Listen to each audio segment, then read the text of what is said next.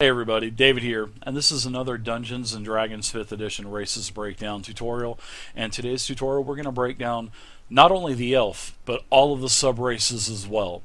Now, when I first started playing D&D way back in 1984, the elf was just an elf. You know, there were no other sub-races.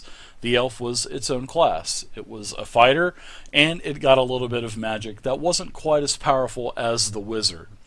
Now, through the years and throughout the editions, the elves have basically evolved into what we have now. You know, you have baseline, and then you have many different types. There's the Drow, the Eledrin, there's the Wood Elves. There's so many different types of elves now. And actually, there's a lot of other elves in the different settings, like Greyhawk, Dragonlance. So wherever you look, every game, there's elves, which is good. They're one of the traditional races, one of the original races in not only D&D but just about any tabletop game out there.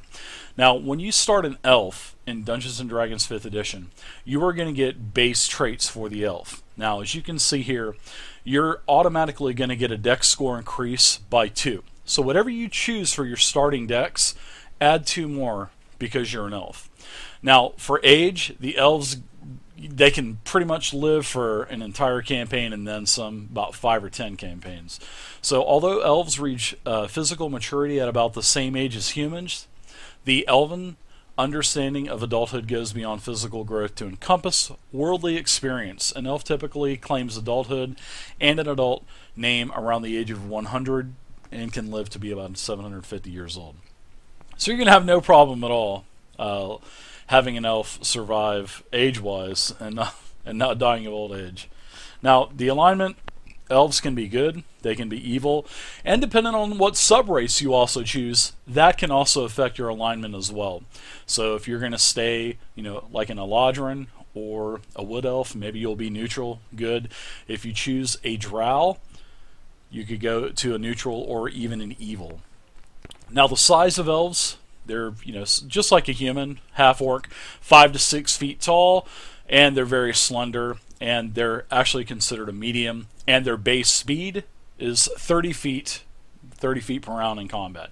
So elves get dark vision, and basically what dark vision works is like this. You can see dim light within 60 feet of you as if it were bright light. So if it's dim, your dark vision allows you to see as it was daylight. Now, if it's total darkness, then you will see dim, which is really nice, and it's 60 feet. Now, just take into consideration, just like the dwarf and the other races, you'll see your dim light and your daylight as in shades of gray when you're using your dark vision. Now, you're also going to get keen senses, which is going to give you proficiency in the perception skill. So no matter what class you take, you'll automatically get perception because you're an elf. And what proficiency means in D&D 5e is starting at level 1, you get a universal, every class gets a universal proficiency. Starts at level 2. And by the time you hit level 16, it will gradually increase to a plus 6. So anytime you do a perception skill, and it's based off of wisdom, if you don't have any kind of wisdom bonus, never fear, because you'll always at least do a d20 plus your perception skill for proficiency. So if you're at, say level 5, you have a plus 3, you'll do a d20 plus 3. So you'll eventually get a little bit more bonus. Now, you're also going to get, as an elf base feature, you're going to get Fey Ancestry. And this is where you're going to have advantage on saving throws against being charmed and magic that can, and actually all magic cannot put you to sleep. So the sleep spell just simply will not work on you, which is really nice. So you get advantage on saving throws against being charmed. Magic won't be able to put you to sleep. And that's for all elves. You're also, baseline, you're going to get Trance, which elves do not need sleep. Instead, they meditate deeply, remaining semi-conscious for 4 hours a day. So instead of an 8-hour rest, you only need to do a 4-hour trance. And the common word for such meditation is trance. just like this, just like the feature says. And when meditating, you can dream after a fashion. Such dreams are actually mental exercises that have become reflexive through the years of practice. After resting in this way, you can gain the same benefit that the human or any other class or any other race does from 8 hours of sleep. So as you can see, you only need half of the rest time to get all of your spell slots back, to get all of your hit dice heals back, to get all of your spell slots back. It's really nice. Now, for languages, the baseline elf is going to start with Common and Elvish, and you're going to be able to speak, read, and write these two languages. Now, also, depending on what other subrace you get, you could possibly get another language of your choice, and we're going to go over that in just a second. Now, the last thing we'll talk about for baseline elf traits are the subraces. There are 4 subraces for the elf. The first is the Drought, and this is what you see here. Secondly, there's the Eledrin. Third, there is the High Elf, and then last, there's the Wood Elf. So, the Eledrin is in the Dungeon Master's Guide. The Dungeon Master's Guide it's on page 286, I believe it is. It's like a sample. It's considered a sample subrace on how to create a subrace. And it's really nice, actually. So let's go over the Drow. The first is the Drow. The Drow are from the Underdark, and like I said earlier about alignment, you possibly might want to think about going neutral or evil for your Drow. But then again, there's Drizzt. So it depends on you what you want your Drow elf to be. Now, your ability score increase, you're also going to get a +1 charisma. And remember, all of these bonuses for Drow are going to stack on everything else that you get for an elf. So you're going to not only get the 2 dex for being an elf, for being a Drow, you're going to get a charisma of 1 as well. So maybe you want to be a bard or a sorcerer. Many different choices. Or if you want to be a ranger or maybe a rogue, it'd be good choices. Anything dex or charisma based, take advantage of your ability score bonuses. Now, you're also going to get as a Drow, and because you're used to the Underdark, you're going to get superior dark vision. So instead of your dark vision being 60 feet, it's going to be 120 feet. So it's basically going to be double. Crazy. Also, there's cons about being a Drow too. There's pros, but then there's cons. And the sunlight sensitivity is definitely a disadvantage. And as you can see, when you do choose an elf, you will have disadvantage on attack rolls and perception checks that rely on sight when you, the target of your attack, or whatever you're trying to perceive is in direct daylight.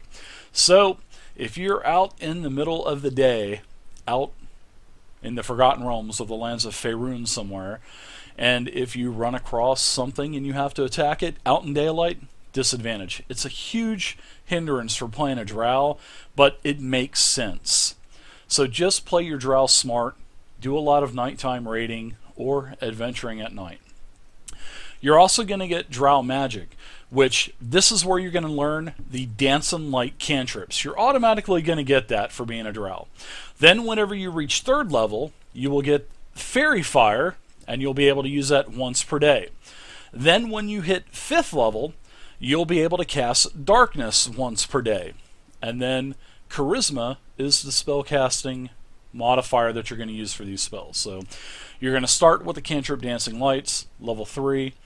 You will get Fair Fire, and then level 5 you'll get Darkness. Really nice. Nice bonuses for a Drow.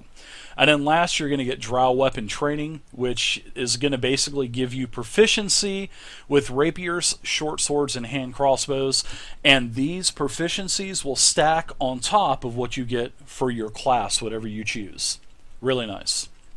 Now, the next elf subrace is the Eledrin. And the Eledrin are basically from the Fae. They're from the Feywild.